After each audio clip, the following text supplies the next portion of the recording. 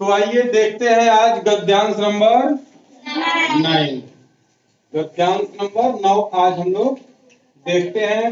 8 गद्यांश हम लोग अब तक पढ़ लिए हैं। 9वां गद्यांश देखते हैं क्या कह रहा है। कह रहा है कि शरद ऋतु गर्मी और जाड़े के मौसम के बीच आती है। इस सुंदर ऋतु में बहुत से परिवर्तन होते हैं।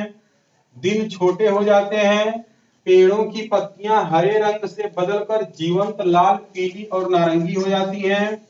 वस्तुतः पत्तियों को हरा बनाए रखने के लिए पेड़ों को धूप चाहिए। धूप के बिना पत्तियां पीली हो जाती हैं। घास पर अब ओस नहीं बिछी होती, बल्कि प्रायः प्रत्येक प्रातः काल को पाला पड़ता है, क्योंकि तापमान हिम बिंदु तक जा पहुंचता है। पशु जाड़े के लंबे महीनों के लिए पर्याप्त भोजन एकत्र करने लगते हैं। यह परिवर्तन तब होता है जब हम ग्रीष्मकाल की गर्मी से शीतकाल की सर्दी के अनुकूल हो रहे होते हैं। यानी कि गर्मी का मौसम हम लोग झेले रहते हैं और गर्मी के बाद जब ठंडी पड़ने वाली होती है, ठंडी का मौसम आने वाला होता है, उसी के बीच की ये बात कर रहा है शरद ऋतु की। ठीक है। अच्छा, ऋतुएं कितनी होती हैं? टोटल ऋतुएं कितनी होती है? 6। टोटल कितनी ऋतुएं होती हैं? 6। कौन कौन सी होती हैं ये आप लोगों का होमवर्क है। कल घर से पता करिएगा और 6 ऋतुओं का नाम लिख करके सभी लोग याद करके आएंगे। कल पूछेंगे सबसे। ठीक है। इसको आप लोग अपने रफ में नोट कर लीजिए कि हमको घर से ऋतुओं के नाम याद करके आना। 6 ऋतुएं होती हैं, 6 ऋतुओं का नाम लिख करके आप लोगों को याद करके आना है। चलिए अब ध्यान से देखिए, अभी लिख लीजिएगा, कोई बात नहीं है। अब देखिए इधर ध्यान से प्रश्न देखिए। पहला कह रहा है कि ग्रीष्म और के बीच शरद ऋतु आती है। ग्रीष्म यानी कि गर्मी और ठंडी, गर्मी और ठंडी के बीच का जो समय होता है वही क्या होता है? शरद ऋतु कहा जाता है। तो जनवरी से कोई मतलब तो है नहीं, जनवरी तो महीने का नाम है। बसंत ऋतु का नाम है, शीत भी ऋतु का नाम है, और ऐनान भी ऋतु का नाम है या फिर नहीं है। तो बसंत और शीत, तो शीत मतलब होता है ठंडी। शीत मतलब क्या होता है? ठंडी। यानी कि गर्मी और ठंडी के बीच का जो समय होता है वो क्या होता है? शरद ऋतु। तो ऑप्शन नंबर कौन सा सही हो जाएगा? सी। Option number C. दूसरा प्रश्न कह रहा है कि शरद ऋतु में निम्नलिखित में से क्या परिवर्तन हो सकता है? शरद ऋतु में निम्नलिखित में से क्या परिवर्तन हो सकता है? तो ऑप्शन दिया है दिन छोटे होते हैं, बी ऑप्शन दिया है गर्मी बहुत पड़ती है, सी ऑप्शन दिया है दिन बड़े होते हैं, और डी ऑप्शन दिया है कि धूप अधिक होती है। तो क्या होता है इसमें? छोटे हो जाते हैं। दिया ना साहब? Yes sir. इस सुंदर ऋतु में बहुत से परिवर्तन होते हैं, दिन छोटे हो जाते हैं। देखिए दिया कि दिन छोटे हो जाते हैं। और यहाँ पे पूछ रहा है कि शरद ऋतु में निम्नलिखित में से क्या परिवर्तन होते हैं? होते तो बहुत से हैं, लेकिन दिन छोटे हो जाते हैं, ये भी परिवर्तन होता है। ठीक है। तो ऑप्शन नंबर इसमें क्या हो जाएगा? सही हो जाएगा। तीसरा कह रहा है कि शरद ऋतु में पत्तियां पीली हो जाती हैं, क्योंकि पत्तियां क्या हो जाती हैं? पीली हो जाती हैं। क्योंकि यहाँ पे देखो दिया है धूप के बिना पत्तियां पीली हो जाती हैं, क्योंकि शरद ऋतु में उनको धूप नहीं मिलती है। शरद ऋतु में उनको धूप नहीं मिलती है, तो पत्तियां क्या हो जाती हैं? पीली पड़ जाती हैं। तो ऑप्शन देखते हैं इसमें। ऑप्शन ये करें कि पर्याप्त ऑक्सीजन नहीं मिलता, गलत है। प्रकाश नहीं मिलता, सही है। जल नहीं मिलता, अधिक ऑक्सीजन नहीं मिलता, दोनों बात गलत है। जल नहीं मिलता, ये भी बात गलत है।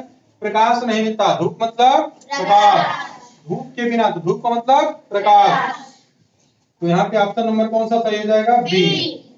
यानी कि प्रकाश नहीं मिलता है, इसीलिए पत्तियां क्या हो जाती हैं? पीली हो जाती हैं।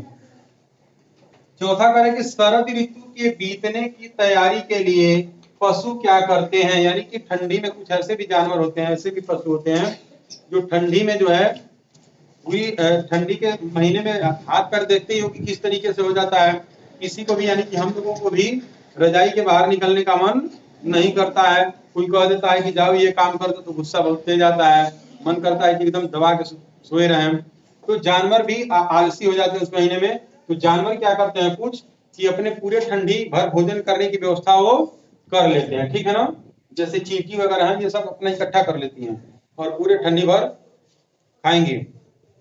ये मेढक वगैरह जो होते हैं ना, मेढक बिल में चले जाएंगे, शीत निद्रा में चले जाते हैं मेढक, और पूरी ठंडी दबा के सोते हैं मेढक। उसके बाद निकलेंगे सब, ठंडी जब बीत जाएगी तब निकलेंगे। तुम लोग देखते होगे कि सांप वगैरह भी ठंडी के मौसम में जल्दी दिखाई नहीं देते हैं।